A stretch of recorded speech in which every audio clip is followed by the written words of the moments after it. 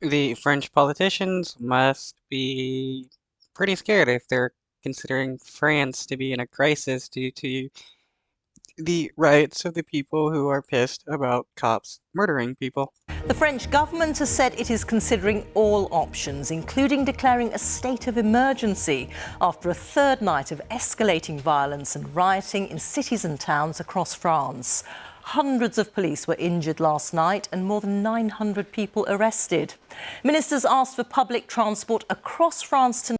It's kind of funny how people protest against police brutality and the governments send out cops to commit more police brutality. To be suspended, and some major events have been cancelled as the government tries to stop scenes like this taking place for the fourth night running.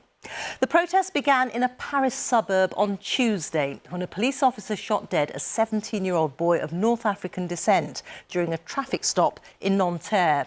Footage of the shooting was posted online. The unrest quickly spread across France, fueled by accusations of police racism and wider discrimination against minority communities. I mean, they're cops. It's pretty obvious that they're going to discriminate against minorities. Did not know from the previous videos, as they never said, that he was a minority, but it's honestly not shocking. Around 45,000 police officers have now been deployed on the streets. From Paris, here's our Europe editor, Katya Adler. Paris, supposed to be the city of love, is exploding again into hateful confrontation. Riot police versus... The only hateful people here are the cops. I mean, they could stand down and, like, change their ways and stop murdering people, but they don't want to. This is angry youths, many under the age of 18. There's talk the French government may be forced to call a state of emergency. Yeah, and there's a lot of youths protesting because they don't like the idea of cops murdering, youth and getting away with it. In the meantime, France's president today urged parents to keep youngsters at home, while he sent more police onto the streets. But those youngsters aren't listening. Last night, the violence spread to flashpoints across the country. Town halls, schools, public buildings seen to represent the state of France have all been targeted. There was looting too in central Paris. In the Mediterranean city of Marseille, the state library was attacked. The UK and the US have now issued travel advice for their citizens visiting France. Les choses sont beaucoup plus profondes. They're right to be cautious, independent journalist Shaheen told me. He grew up in the Paris suburbs, documenting what he says is daily police aggression. He predicts the riots will only grow this weekend. Anger is at boiling point, he insists.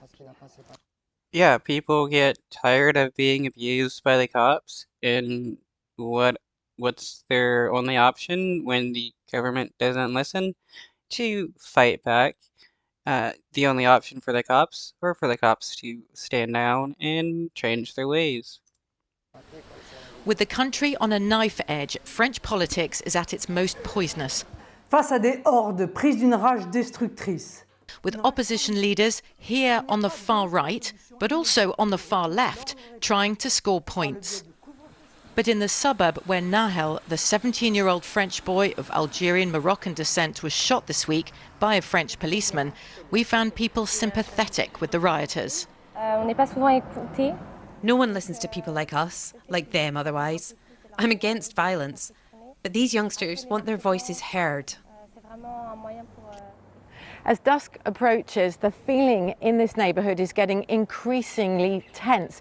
We were threatened just now on the streets, and we tried to get into this company that was targeted by rioters last night, and they begged us to go outside the gates. They said they don't want to attract any more trouble with our presence. And as the streets of Paris continue to burn, it's also the reputation of France's President Emmanuel Macron that's being scorched, both here at home and abroad. Earlier today, because of the violence, President Macron was forced to leave a summit of EU leaders discussing Europe's huge emergency, Russia's invasion of Ukraine.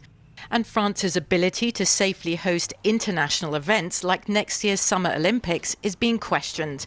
This Olympic swimming complex was targeted by rioters last night. Even the United Nations had a go today, calling on France to address what it called deep racism and discrimination in the security forces.